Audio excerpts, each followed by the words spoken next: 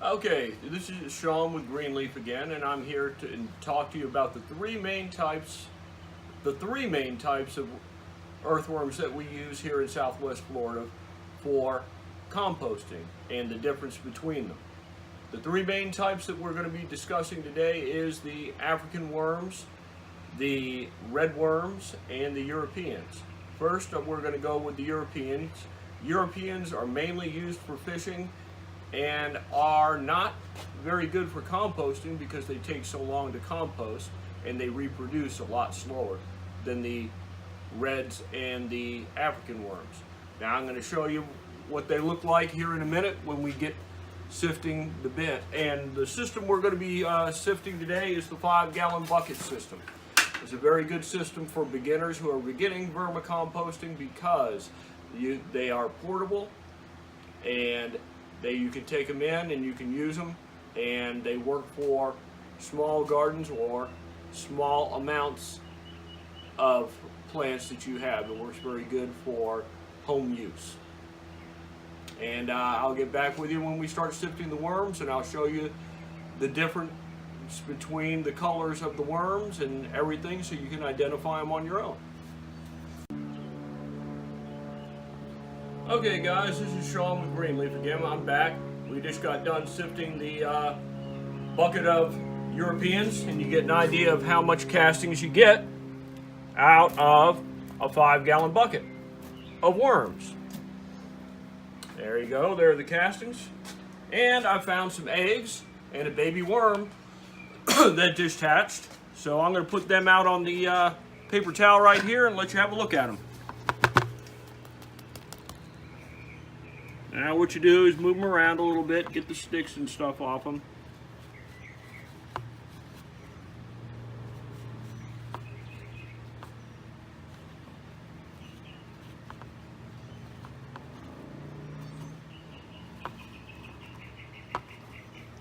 Where's the baby worm?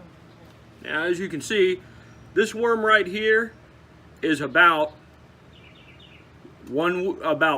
4 days old.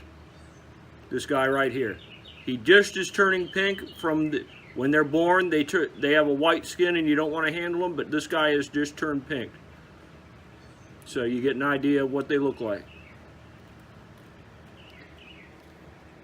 Oh, trying to get him. There he is. Now this is a worm egg, and inside each one of these, with the Europeans, there are between 5 and 20 baby worms. That's a capsule or an egg or a cocoon. They're called several different things. Now this one is round, but they can be more pointed, like that one, and a little bit bigger. They vary in size from that size to that size, and they could have pointed ends and slightly different colors. So I just wanted to show you that real quick. Okay, that's it. As you can see, this is the red worm bucket. And you notice there are a lot more worms in here than there were in the European night crawlers. And by the way, that bucket we just sifted has sat for 4 months. Just to give you an idea. This bucket sat for about maybe a month or so. And it has this many worms in it. So we're going to sift this one and see what we get. This is the red worms. Red wickers. Yeah. Okay.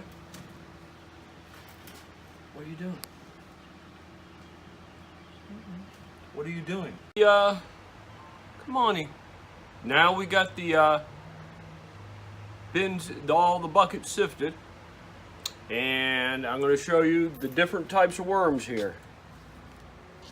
The biggest one here is the African nightcrawler. You notice how he's kind of got a purplish color on the top and he's kind of brown on the bottom. And the second one here is the European nightcrawler. You notice he's more of a gray color. And the last one here is the red worm. You notice how he's got kind of stripes on him. As he crawls, he's got stripes. And this is the red wiggler.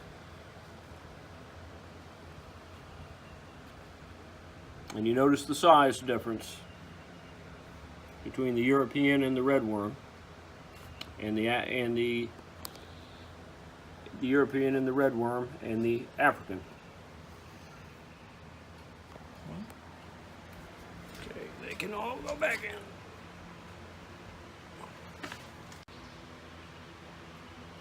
Okay, this is Sean with Greenleaf again, and I'm going to show you how to set up a 5-gallon bucket for your earthworms. First thing you need is to drill holes in the bottom. You can either screen it or not. We have had none escape out the bottom holes, but that's always a possibility. So you probably would want to cut a screen around the bottom here. Just cut the circle out, and then take a 9/16 drill like I've got here, and start drilling your holes in the bottom.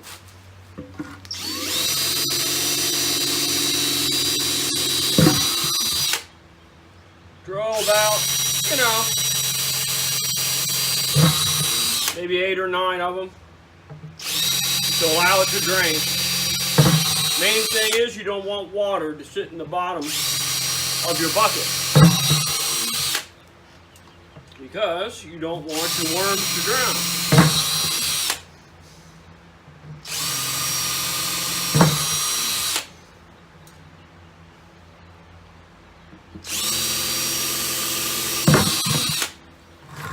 And when you get done doing that,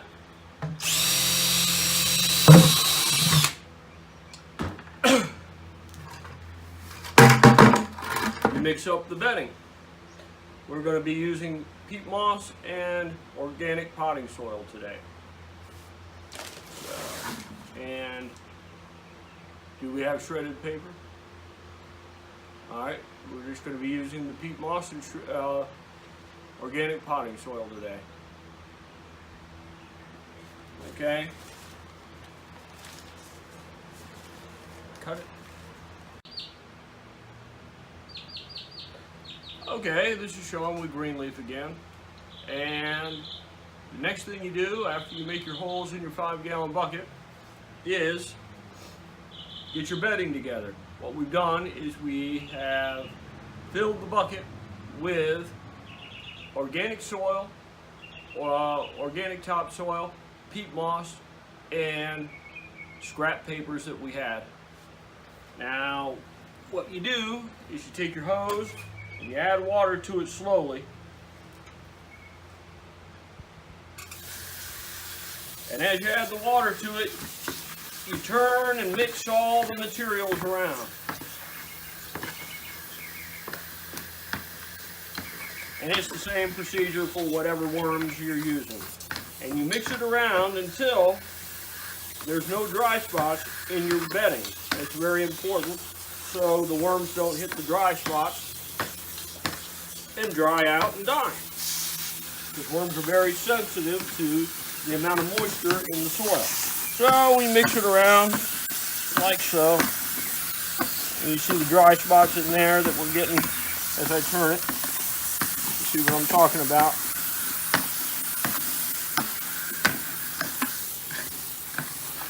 And you notice I haven't got the hose on full blast because we don't want it underwater. We want it just enough to get what you need. Any excess water will drain off. That's why we did the holes in the beginning.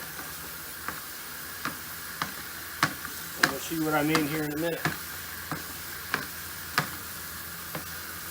Okay, looks like we got enough water there. We mix it around, make sure all the dry spots are out. And you see it draining out the bottom here. That's why we do this, because any excess water will drain out the bottom of the bucket. So that way, the worms will stay just wet enough, but not too wet. See the water coming out there.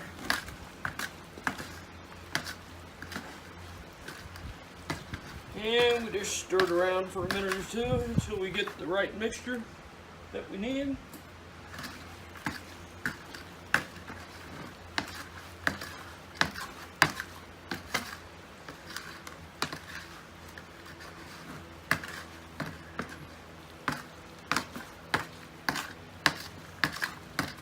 And there we are. And that's mixing the bedding. Now we're going to add the worms. Going to start with the Europeans here.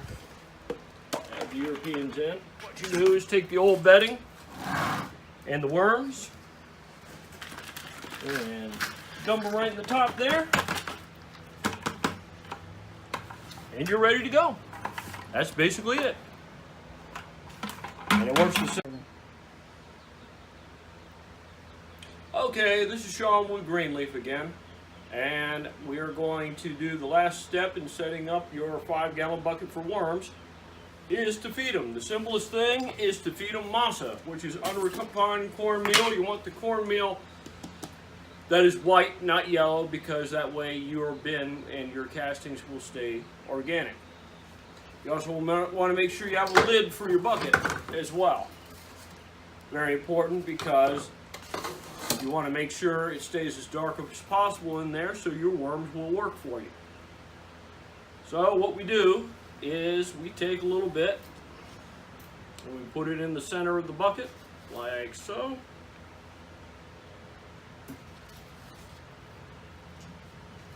And after we get done with that, you don't want to spread it all over the place, because when worms feed, they produce amino acids, and they have to have a place to get away from the acids that the food that they produce when they feed. So you only want to feed them in that little center in the middle. And you water it down just a little bit. Turn Like so. And that's all you do. Put the lid on, you're ready to go.